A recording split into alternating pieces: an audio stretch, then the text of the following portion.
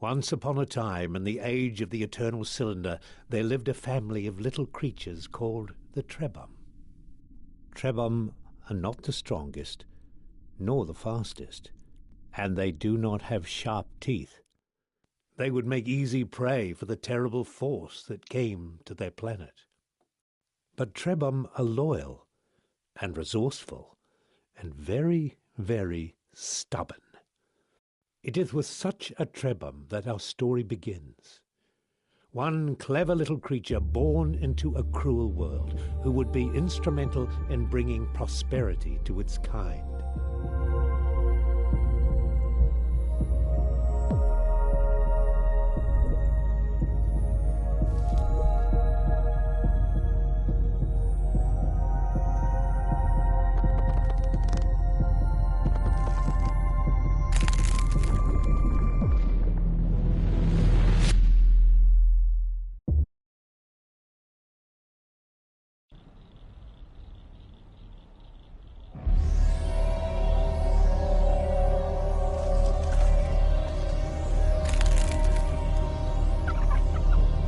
Run, something inside him said, run.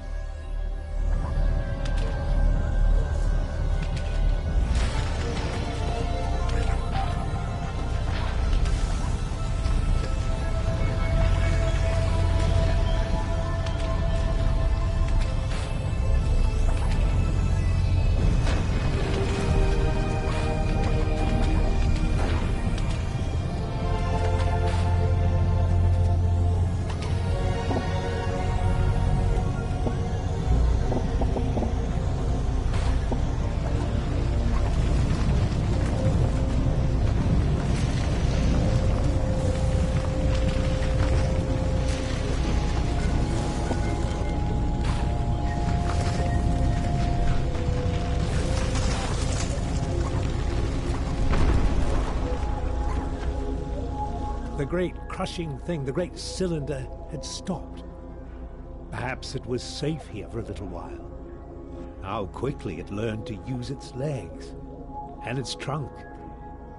But these things were not so much learned as they were remembered. Perhaps the little Trebhum thought they were a gift from the strange voice it heard in its mind.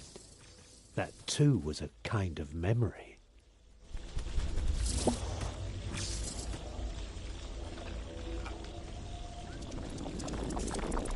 Just when it was starting to get used to its legs, the food from the jumping creature gave it new ones. With the right substance as a catalyst, a Trebhum can transform and adapt to many challenges.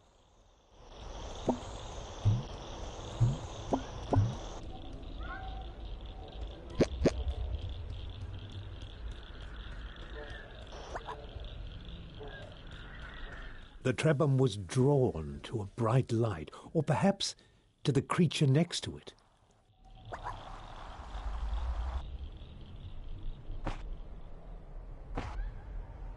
Except for the grass growing on the old one's head, they were very much alike. Surrounded by this light, the Trebhum knew things it had not known before. It knew the older Trebhum had carried this light for a long, long time, and it knew that now that responsibility had passed to the next generation. Yes, this young Trebhum had to carry the light to those great towers in the distance. It could have stayed here to learn many old things, but the cylinder would not allow it.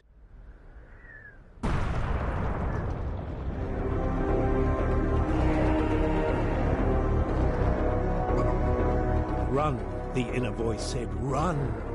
The towers would not stop the cylinder unless they were activated.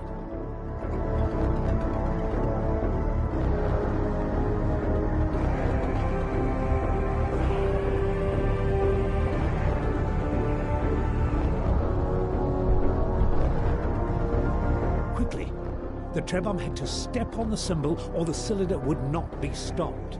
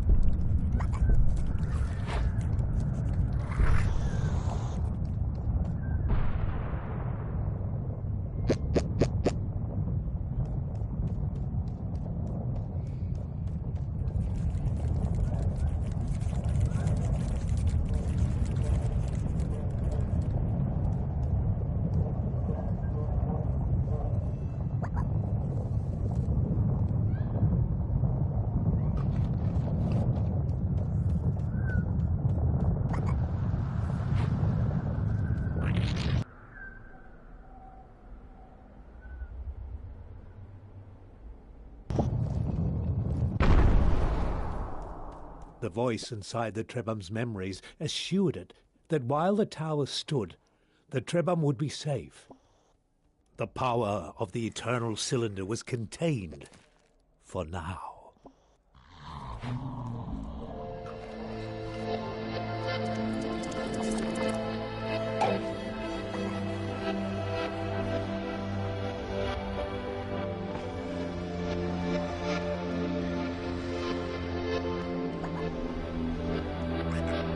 Our young friend had found an egg, a Trebhum egg, with one of his siblings inside.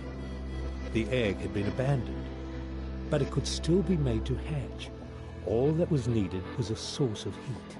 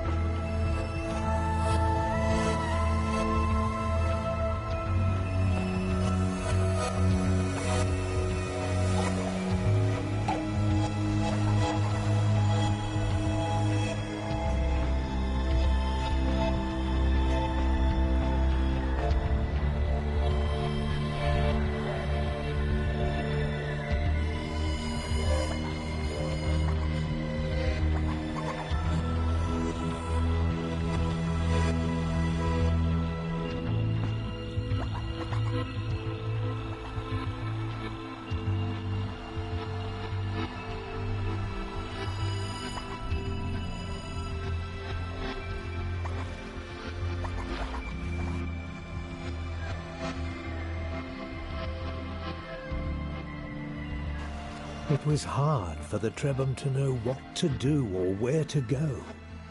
But the friendly voice suggested this was not the right way. To find your path, it said, you must follow the beam of light that emanates from the tip of the tower, and stay away from the deep waters where the old things dwell.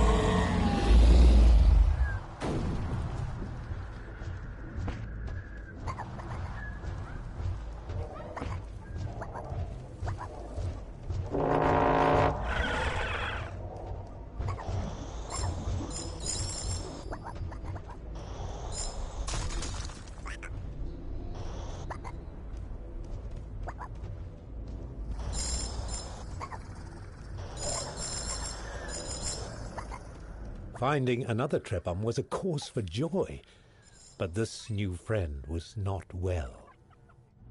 Deep inside the memories it had inherited, the Trebhum found the answer. To recover, its friend needed a very specific substance which appeared as glittering clusters of crystal dust. This dust was not natural. Only a great Trebhum could create it. And so it was on the achievements of previous generations that the newborn Trebhum would have to rely. Luckily, it seemed a wise and powerful Trebhum had passed through here some time ago. This door had been built for Trebhum. It gave them hope that in this large and dangerous world, some places had been made for them.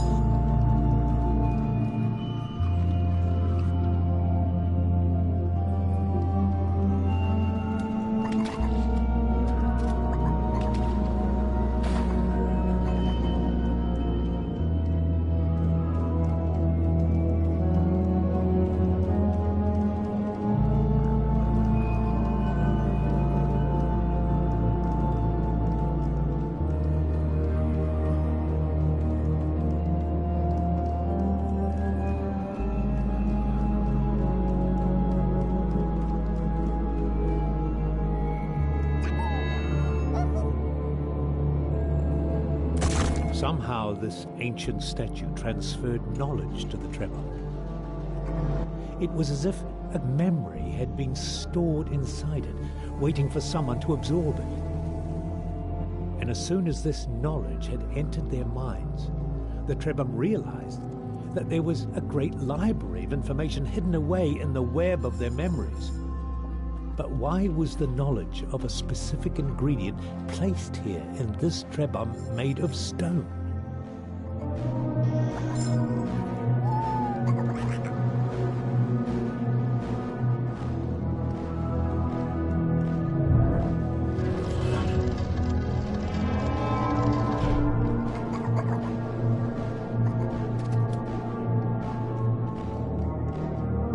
Inside the cave, the Trebhum found a living elder.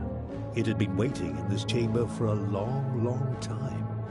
The elder told them it was happy to see some friends before the cylinder came. It said, "You are young, so you never knew the time when our people could shapeshift at will. We Trebhum are inheritors of a vast tree of abilities passed on to all future Trebhum. But this power is being taken away. Beware the servants of the cylinder. They will seek to hurt you at every opportunity, and they have the power to rob you of your abilities. But if you persevere, one day you will find a way to protect yourselves from their evil light. Farewell, my brave friends. I fear I am too old and tired to join you. May you find a way to prosper in this time of struggles."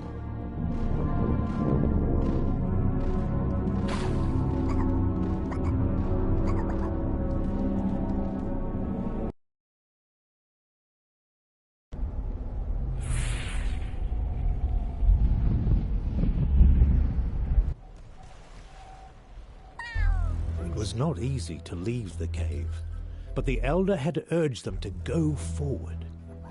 Suddenly they felt the weight of their many tasks, to find their Trebhum siblings, to restore the powers their people had lost, and it all seemed a little daunting. But even when they are afraid, Trebhum are stubborn.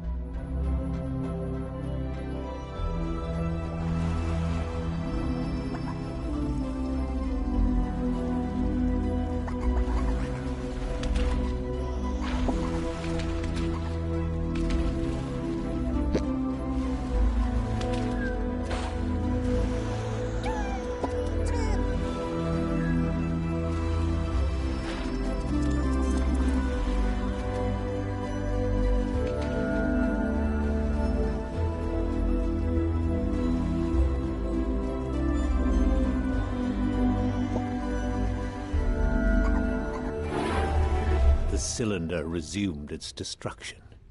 Nothing could stop it forever. They needed to roll to safety, to find another tower to protect them quickly.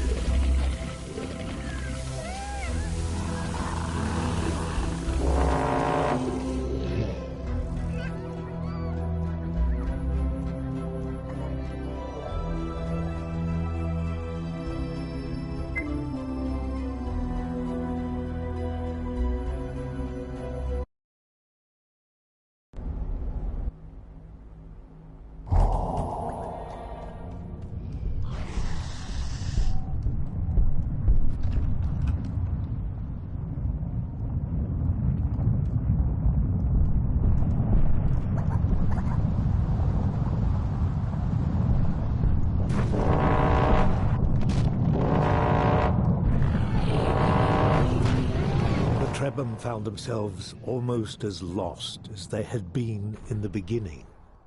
But the voice in their memories comforted them. It was only natural to be confused, it said.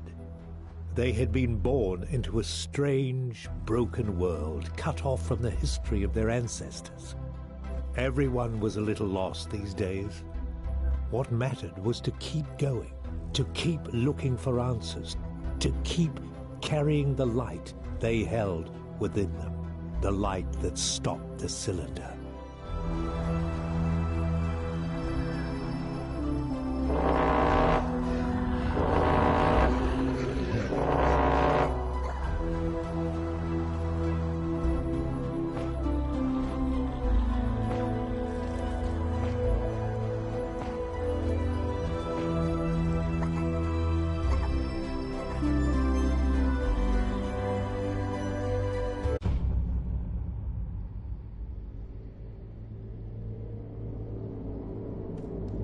In this strange, eerie temple, the Trebham felt something stir in their memories.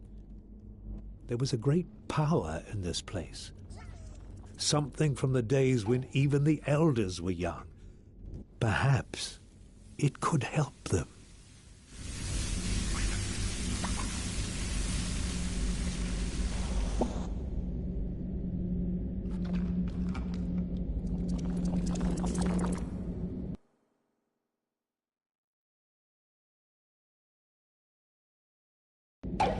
Of all the changes that Trebham were experiencing, growing a third eye was the strangest one yet. To make things even stranger, this eye seemed to look in two directions at once, into the world and into their memories. They could use it to find in the real world any element that was contained in the web of their memories. It was truly a remarkable mutation.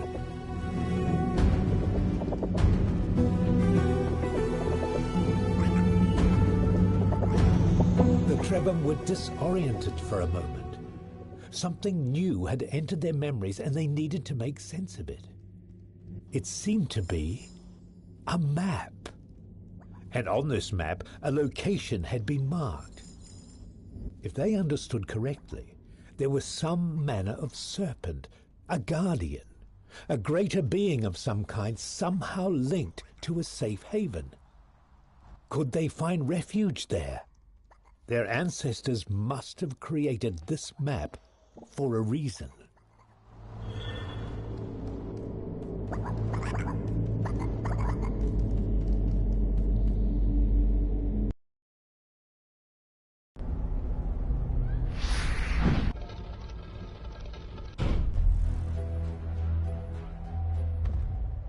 What manner of strange beast lurked behind the cylinder? The Trebhum were deeply unsettled by this new mystery. But though some part of them was curious, they were certain it would be best not to find out.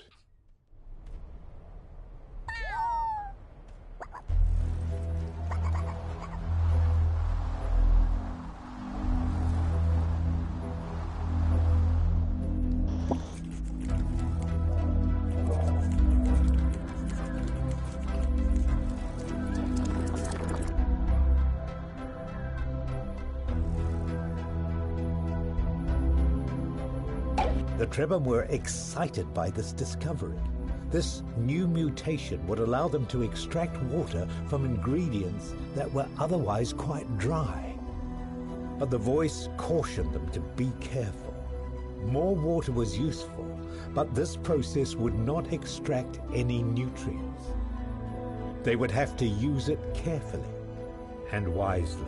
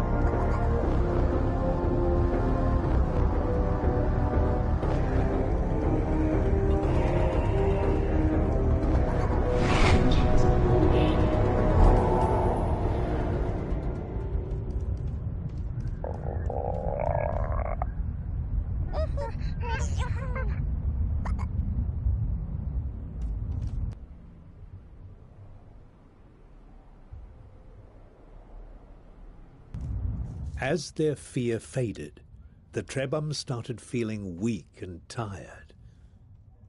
With all the excitement and adventure, they'd neglected their most basic needs.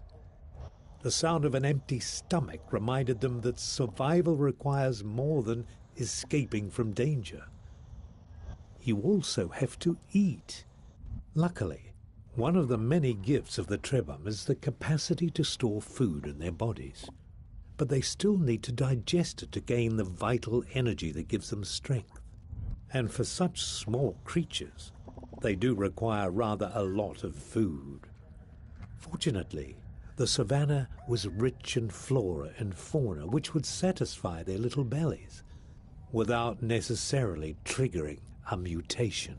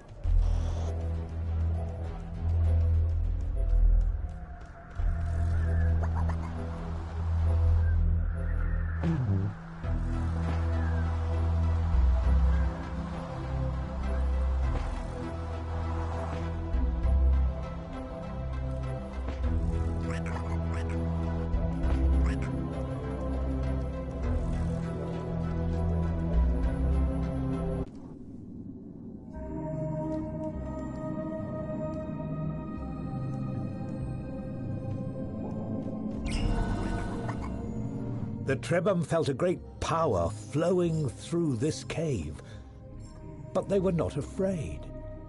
The power felt familiar, even friendly. These glowing structures were the work of their ancestors.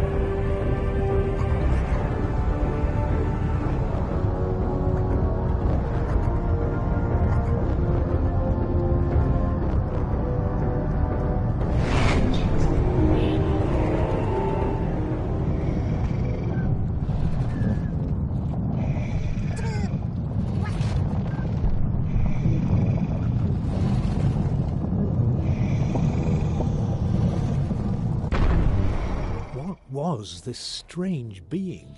Half flesh, half metal? The Trebhum felt an old, distant horror, as if they remembered their own destruction. Something about this creature was very, very wrong.